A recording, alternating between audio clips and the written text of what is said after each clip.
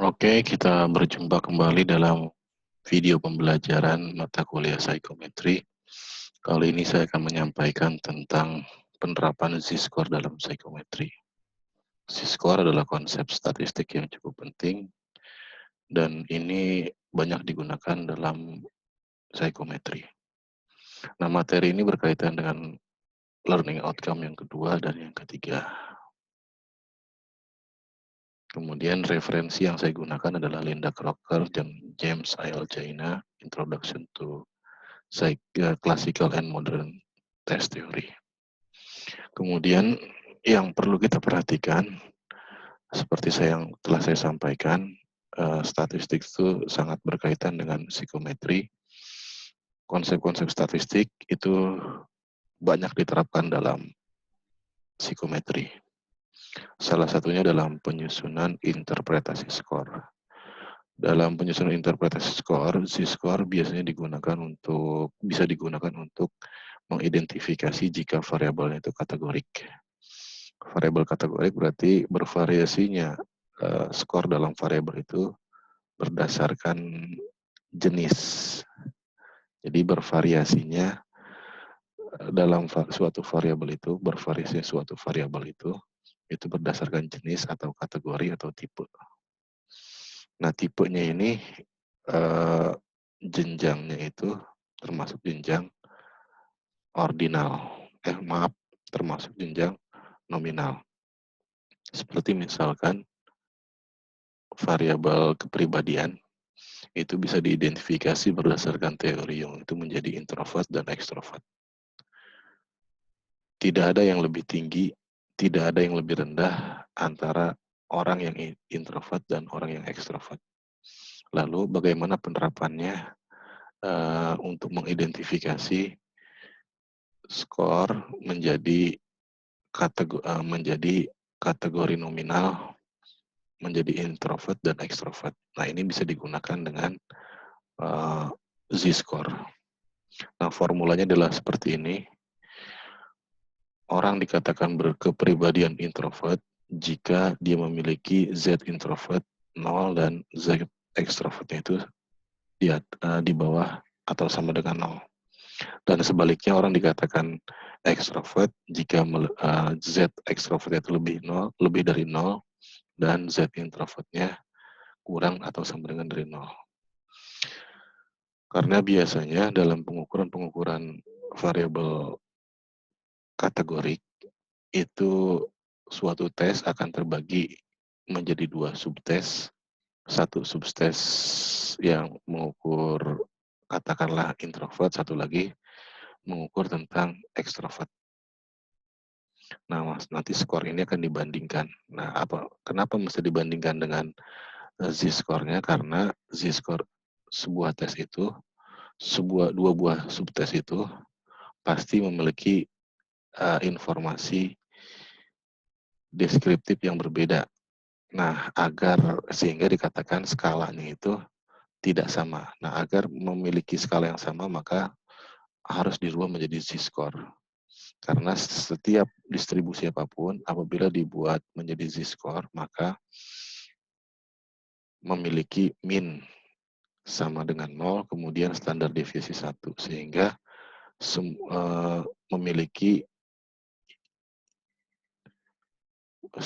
dikatakan memiliki itu skor itu adalah skor terstandar karena memiliki skala yang sama, yaitu minnya 0, standar deviasinya sama dengan 1. Nah, ini penerapannya seperti ini. Nah, penerapan teknisnya, misalkan saya bawakan sebuah contoh.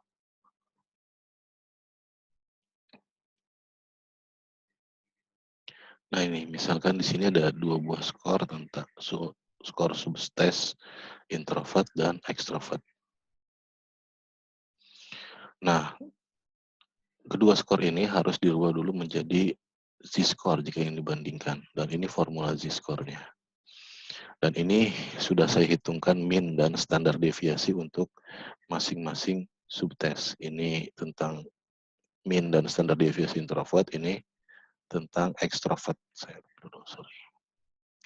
Ini ekstrovert ya.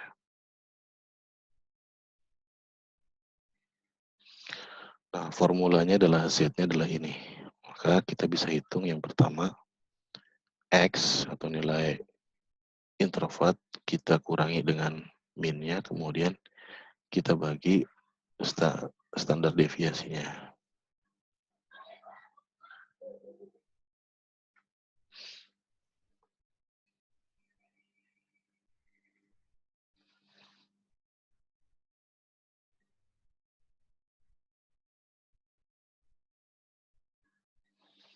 Nah, kemudian hal yang sama juga kita lakukan untuk subtes ekstrovert, ekstrovert ya.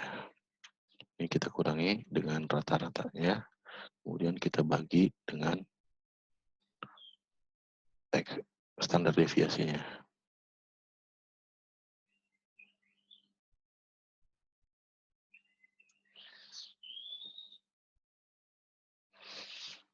Kalau sudah, maka kita bisa lakukan ini.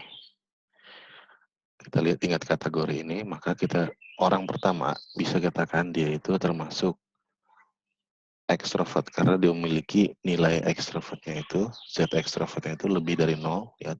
Kemudian Z introvertnya kurang dari 0. Nah, apabila kita ingin lebih mudah mengidentifikasinya, kita bisa gunakan formula di Excel dengan formula if n. Jadi if n Z intro itu lebih dari 0,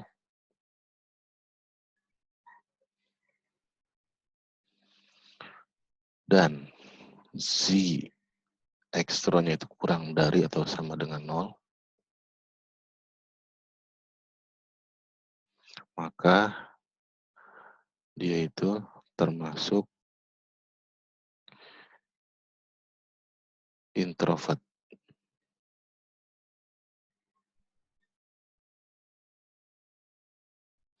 Dan jika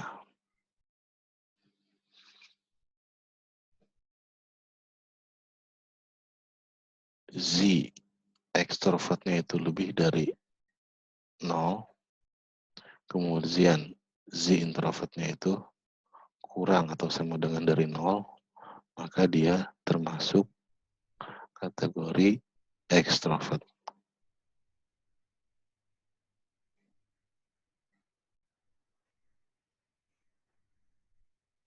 Nah, seperti ini. Nah, apabila tidak terlalu cepat saya menerangkannya, sehingga tidak bisa terlacak apa yang saya jelaskan. Nah, Anda bisa lihat formulasi ini. Ini formulasinya. Oke, cukup demikian keterangan mengenai penggunaan C-score dalam penyusunan pedoman interpretasi skor dalam psikometri. Nah, untuk mengecek pemahaman Anda bisa mengerjakan assignment atau latihan berikut. Nah, di sini ada data 18 orang yang menempuh tes tentang locus of control. Nah, locus of control itu ada internal, ada eksternal. Nah, Anda identifikasi mana orang yang locus of controlnya internal, mana yang eksternal, berdasarkan formulasi yang telah saya jelaskan tadi. Sekian, terima kasih. Sampai ketemu kembali di video pembelajaran mata kuliah psikometri berikutnya.